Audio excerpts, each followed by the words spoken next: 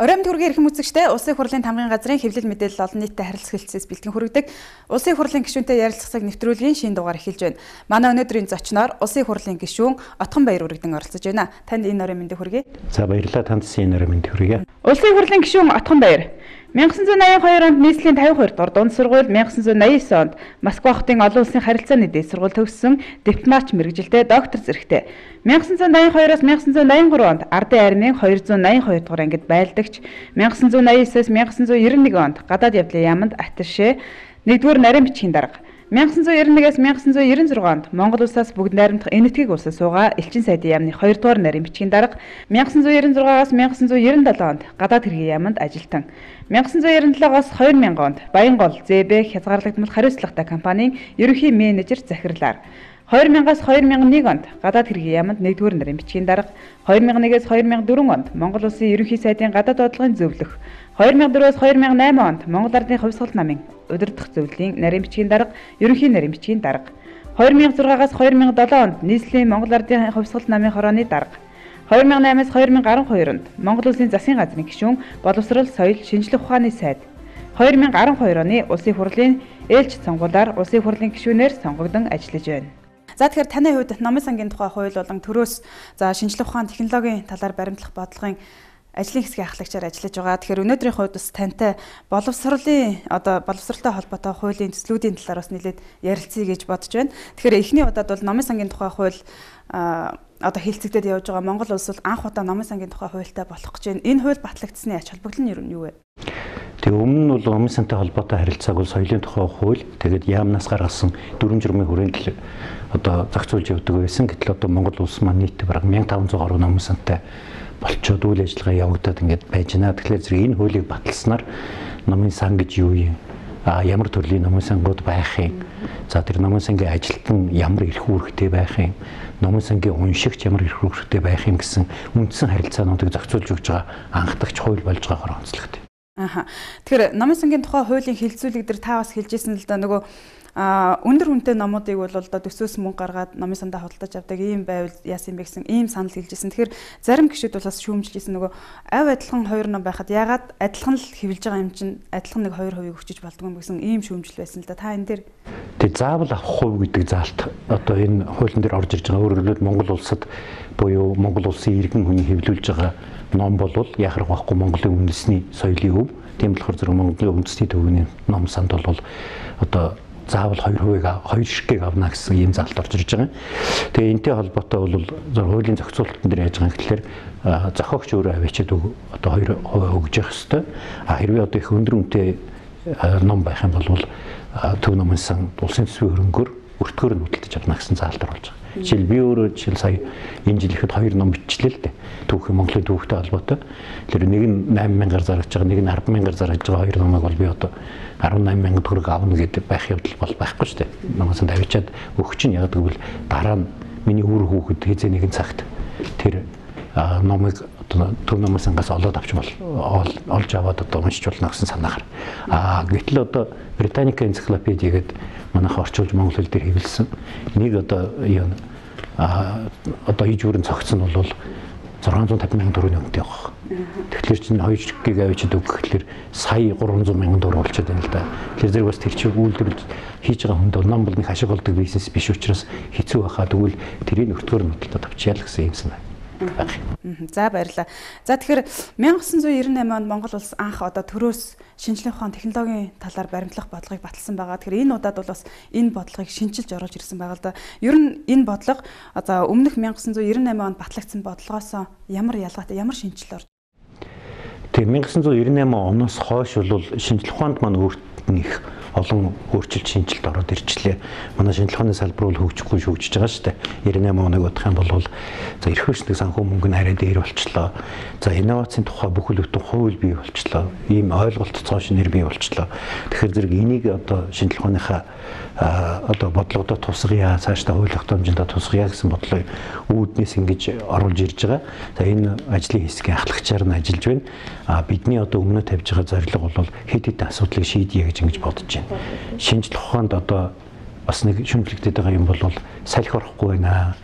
Дандаа л нэг хуучин юмтайгаа зурлаад байна гэж байгаа. Тэгэхээр зэрэг энийг одоо шинэ санаа, үзэл, бодол нэвтэрж орж ирэх үүдийн нээх боломжуудыг хуулиар гаргаж өгөө гэсэн ийм зүйлийг хоорондоо ярилцж байна. За шинжлэх ухаан одоо шинжлэх ухааны академи одоо ихтэй сургуулиудын шинжлэх ухаан хоёроос хоорондоо холбогдож өгөхгүй байна. Хоёр тусдаа юм яваад байна гэсэн шүүмжлэл энийг одоо холбож өгөх арга одоо барил дээр бодмоор байна. Гуравдугаарт нь шинжлэх ухааны манай энэ хийж байгаа судалгаанууд эдийн засаг руу нэвтэрч өгөхгүй байна гэсэн ийм шүүмжлэлүүд явж байгаа. Тэгэхээр энийг бас одоо нэвтрэх нөхцөл болцоог нь хангах чиглэл дээр энэ шинжлэх ухааны талаар баримтлах төрийн бодлоготой тусгалыг хийж өгье л гэж байна.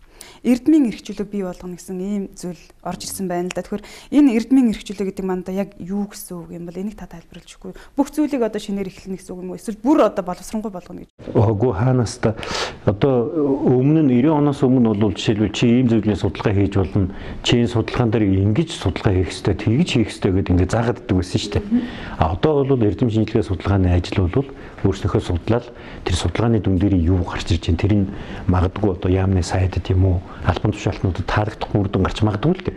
Тэгэхдээ тэр хүн тэрийг судлах хэрэгчлөөтэй байх тухай асуудлуудыг ярьж байгаа. Хоёрдугаарт энэ шинжлэх ухааны байгууллагуудад үйл ажиллагааг нь явуулахад төрөөс хэтэрхий их дотор нь оролцох, дарга зэргийг тавих гээд ингээд байх явдлуудыг бол аль болохоор хязгаарлаад шинжлэх ухааны байгууллагууд өөрөө өөрийгөө зохицуулдаг л одоо ийм тогтолцоороо шилжүүлэхэд тухай бодлого хэрэгжиж байгаа.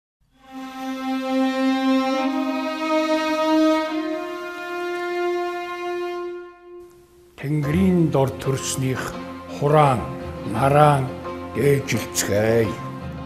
Төрийн дор төрснийх хуйлаан, Монгол ёсон дээдэлцгээе.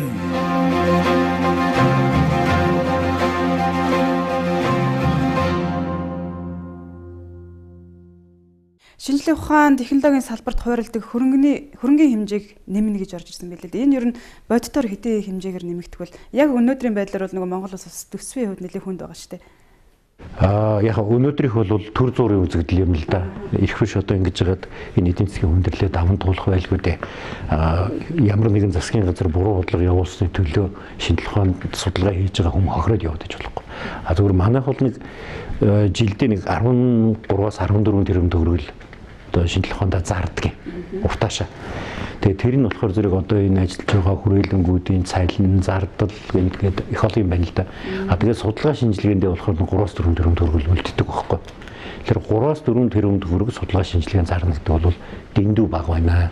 Энийг одоо цаашаа нэмье гэсэн юм асуудал яригдж энийг нэмэх тухай асуудал яригдж байгаа. Нөгөө талаас түрүүчийн миний хэлсэн ингээд мөнгө өгöd байхад хийсэн судалгаа нь амьдралд нэвтрэхгүй болохоор одоо хоосон судалгаа хийгээд яах юм бэ гэдэг бас шүүмжил байгаа учраас энэ бодлого дээр тэр одоо системийг бий болгоё.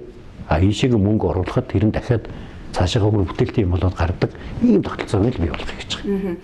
Би бас өмнө нөгөө судалгааны байгууллагуудаа ярилцлага хийжсэн л да. Тэгэхэд ер нь судалгааны байгууллагаас орж ирсэн төлөөллүүд бол нөгөө судалгааны байгууллагуудын уялдаа холбоо ерөөсөй байхгүй байна гэсэн ийм зүйлийг ярьжсэн. Тэгэхээр энэ шинжлэх ухааны технологийн салбарт баримтлах энэ бодлого дээр энэ судалгааны байгууллагуудын уялдаа холбоог сайжруулах ч юм уу тийм заалт ер нь орж иж байгаа болов уу? Тэрийг харин зориудаар оруулж ирэх гэж байгаа. Би одоо нэг жишээ өөрчн ярил л да. Тухайн үедээ бол энэ шинжлэх ухааны технологийн их сургууль, Германы Фрайбургийн их сургууль хоёрын хооронд хоёр дээр нэмэх нь 2 гэдэг хөтөлбөр байгуулах гэдэг би Германд очиж ийлээ л да. Өөрөөр хэлбэл шүтист 2 жил сураад дараа нь Германд 2 жил сураад төгсөхдөө 2 дипломтой төгсдөг. Өөрөөр хэлбэл шүтист 2 жил сураад дараа нь Фрайбургийн их сургуульд 2 жил сураад 2 сургуулийн дипломтой төгсдөг ийм хөтөлбөрийг ихээр очижсэн. Тэгэхэд яг энэ хөтөлбөрийг хариуцсан Германы одоо тэр сургуулийн профессор өөрөө лекцээ уншиж хагаад тэгээ шууд гараад өөрийнхөө судалгааны төвд Siemens компаниас одоо захиалга авчихсан. Тэгээ одоо нэг юуны газрын өрөмдлөгийн одоо өрмийг сайжруулах технологи боловсруулах захиалга аваад энэ дээр яг туршилтаа хийгээд оюутнуудаа авчирч тэгээд тэр туршилтынхаа дүнгээр буцчиход лекц уншаад байгаа. Гэтэл манай систем яаж нэхлээр тэр судалгаа нь шинжлэх ухааны академи дээр аль нэг хүрээлэн дээр нөгөө багш нь тэр эрдэмтний судалсан зөвлөл ном болж гараад өөр дээр нь эрхийг хүлээж 3 жил болоод тэгээ 3 жилийн дараа оюутнуудад одоо магадгүй тэр дүнг заадаг. Аюул заадаггүй. Ийм л тогтолцоо явуулдаг байхгүй. Тийм болохоор зэрэг ийм уялдааг нь хангаж өгье гэсэн бодлого энэ дээрээ тусах хэрэгтэй л гэж үзэж байгаа.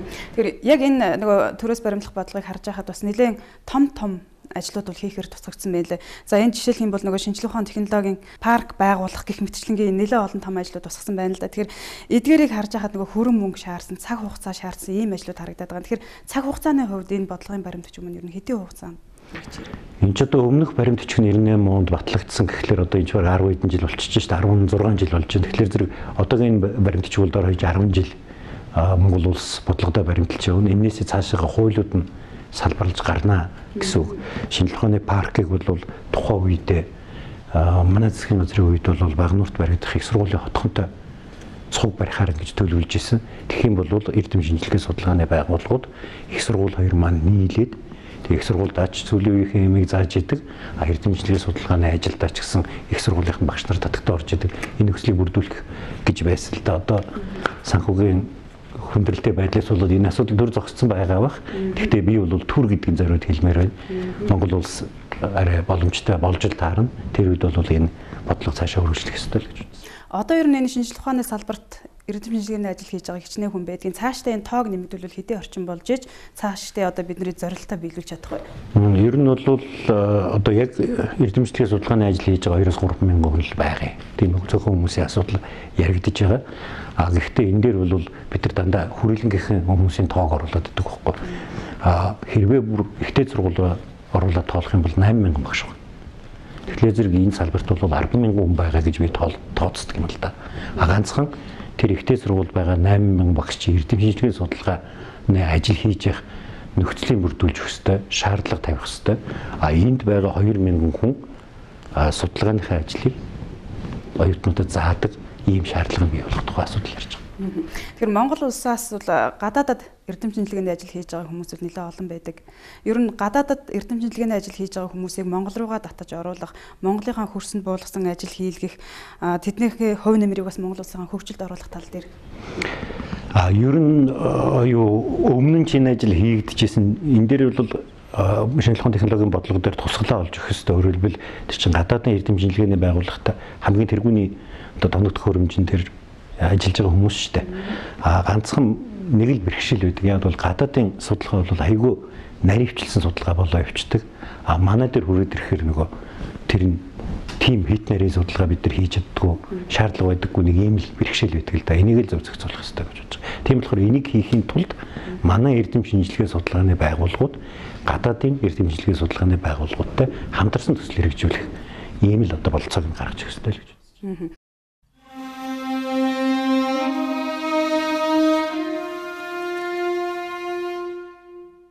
Бүгдээр хуулиа дээдлий, дэвжи, дэвши тэгэл заахан хөгжил дэвшлэх орой дөрөө сансантай хөрий гэж л би бодож явдаг. Нэгээл ард түмэндээ олон юм ярьлгүйгээр хуулиа дээдлий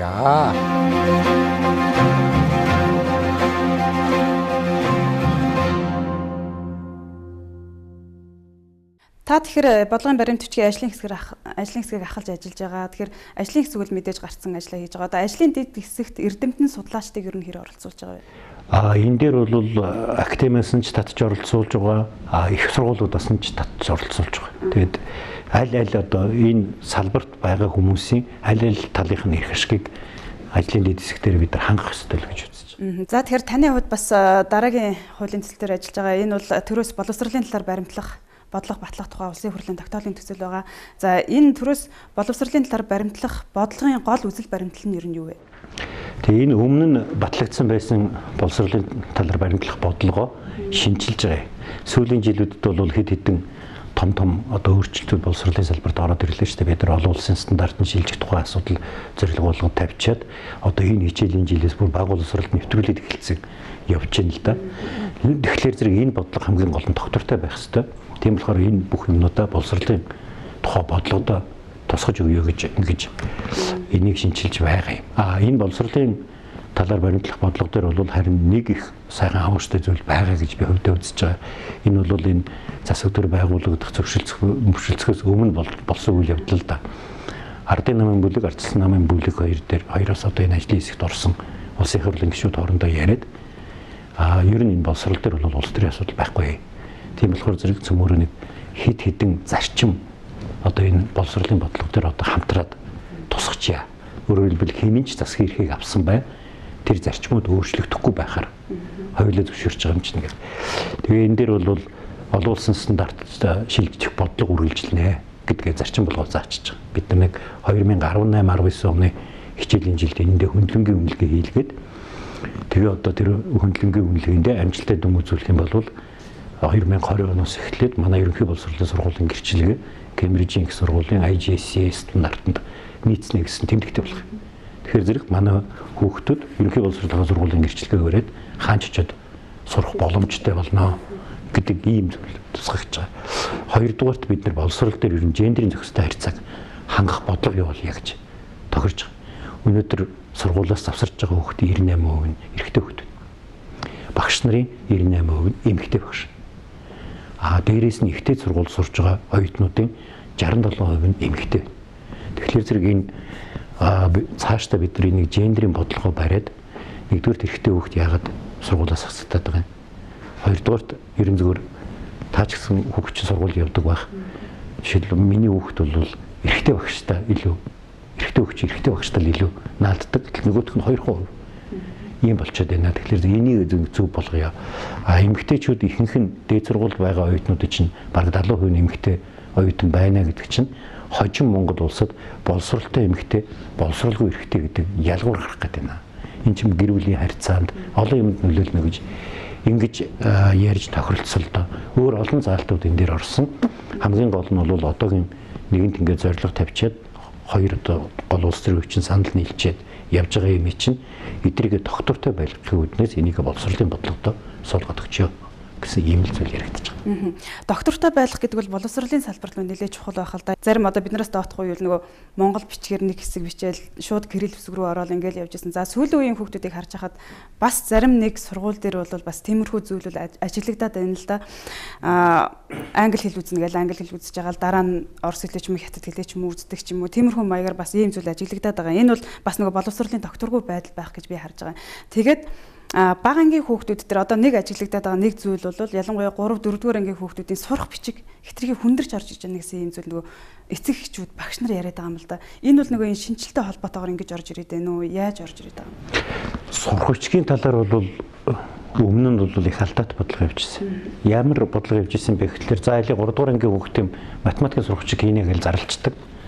Тэгэнгүүт баахан багш нар нийлээл өөрсдийн сурах бичиг гаргаад тендерт ордог. Тэгэхээр ч одоо янз бүрийн төвчний багш нар цуглана тийм ээ. Тэгээд дараа нь тендерээр нь одоо энэ сурагчийг авнаа гэдэг нэг үйлсэн болоод тэгээд тэрийг явуулчаад сургуулийн сурагч болгоод ингээд хэвлждэг. Тэгээд энээсээ болоод янз бүрийн төвчний ийм асуудлууд үүсчихсэн байхгүй. Тэр байтугай монгол хэлэн дээр одоо манай Монгол улсын их сургууль монгол хэл бивчгийн нэг дүрэн барьдаг. Боловсролын их сургуулийн монгол хэлний сургууль нөгөө дүрэн барьдаг. Тэгээд 7 дугаар ангийн сурагчийг нэг нь авчдаг, 8 дугаар ангийн сурагчийг нөгөөх нь авчдаг. Ийм юмнууд хүртэл гарч ирсэн л да. Одоо харин боловсролын шинжилгээний хүрээнд бол юу яаж байгаа? Бага боловсролоос эхлээд сурах хүчгийг 2-3 жил лаборатори сургуулиуд дээр туршилтанд явуулдаг зарчмаар шилжиж байгаа. Тэгээд лаборатори сургуулиуд дээр тэр чинь лаборатори сургуулиуд дээр чинь сайн давтан сургуультай багш нар хичээл зааж байгаа шүү дээ. Тэгээд тэр туршилтын сурах хүчийг нөгөөдөл чинь хичээлээ зааж байхдаа за энэний засмаар юм байна. Энэний хүүхдэд хүндтэй дээ. Энэ хэсэг бол илүүдэд дээ ч гэдэг юм уу. Энэ бүх юунуудаа гаргаад тэгээд тэрнийхээ дараа одоо үндсэн сурахчиг болгож хэвлэдэг бодлого нь шилжиж байгаа. Монгол улс бол одоо ихтэй сургуулийн тав бол асар олон байгаа. 130 гаруй байна уу тий. Тэгэхээр хүмүүс бас шүүмжлээд байдаг ш нөгөө ихтэй сургууль чанаргүй ихтэй сургууль их олноор байна. Эндээс одоо төгссөн хүмүүс бол ажилгүйчүүдийг нэг ихтэй сургууль төгссөн дээд боловсролтой ажилгүйчүүдийг нэг нэмжээ гэсэн ийм зүйл яриад байдаг. Тэгэхээр төрөөс баримтлах бодлого дээр ихтэй сургуулиудыг цэгцлэх ч юм уу цаашдаа урт хугацаанд ямар бодлого барихаар байна? 130 гэдэг одоо тийм болчоог байгаа хаа.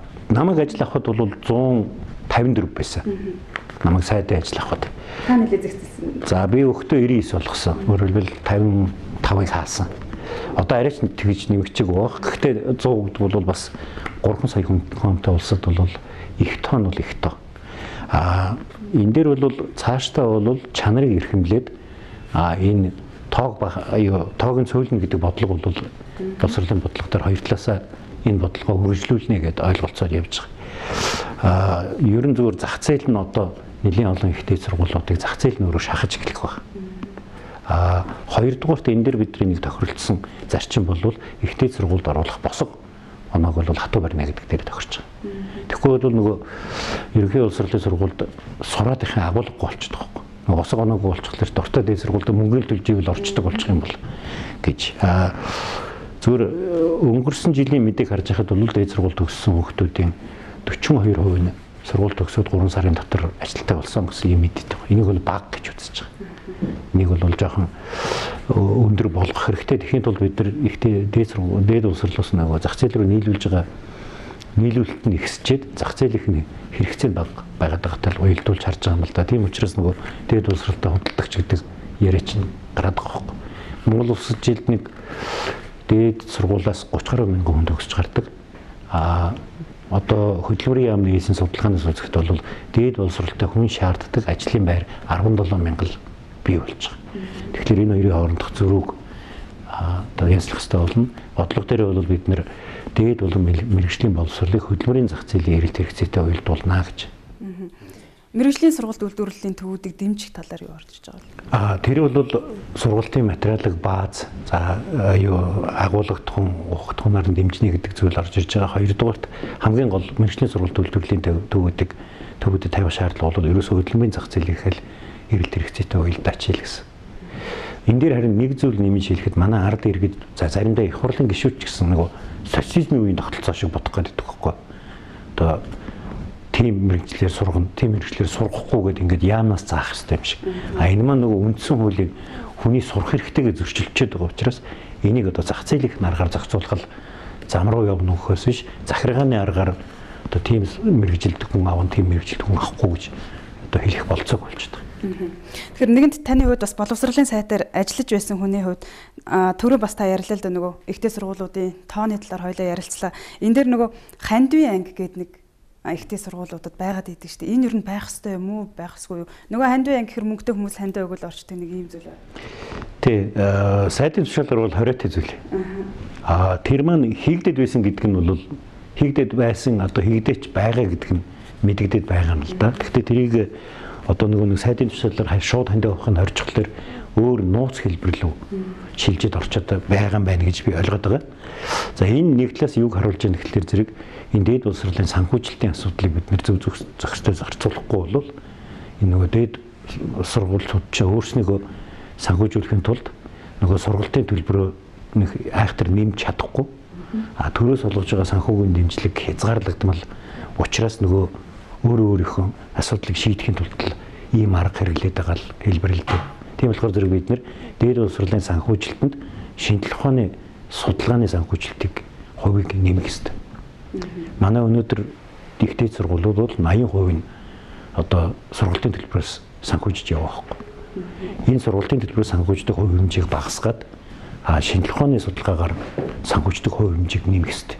Тэгжиж бид нэр дээд боловсролын байгууллага маань эрүүл ажиллах нөхцөлийг бүрдүүлнэ гэсэн. Төрөөс боловсролын талаар баримтлах, бодлого батлах тухай улсын хурлын тогтоолын төсөл хэлцэгдэж явж байгаа. Энэ төсөл батлагдвал дагалдаад ер нь хичнээн хуульд өөрчлөлт орох бол. Энэ чинь нөгөө боловсролын бүх шатны боловсролын боловсролыг хамаарч байгаа учраас бүх боловсролын хуулиудад тодорхой өөрчлөлтүүд орж ирнэ. Сургуулийн өмнөх боловсролоос эхлээд дээд боловсролоо хүртэл. Тэгээд шинжлэх ухааны технологийн чиглэлийн хуулиуд бас өөрчлөлтүүд орж ирнэ гэсэн үг. За баярлалаа. За ирэх үзэгчдээ улсын хурлын тамгын газрын хэвлэл мэдээлэл олон нийтэд харилцах хэлтсээс бэлтгэн хүргэдэг улсын хурлын гишүүнтэй ярилцах цаг нэвтрүүлгийн шинэ дугаар өндөрлөж байна. Манай өнөөдрийн зочноор улсын хурлын гишүүн Отгон Баяр өргөдөн оролцлоо. Танд баярлалаа. За баярлалаа.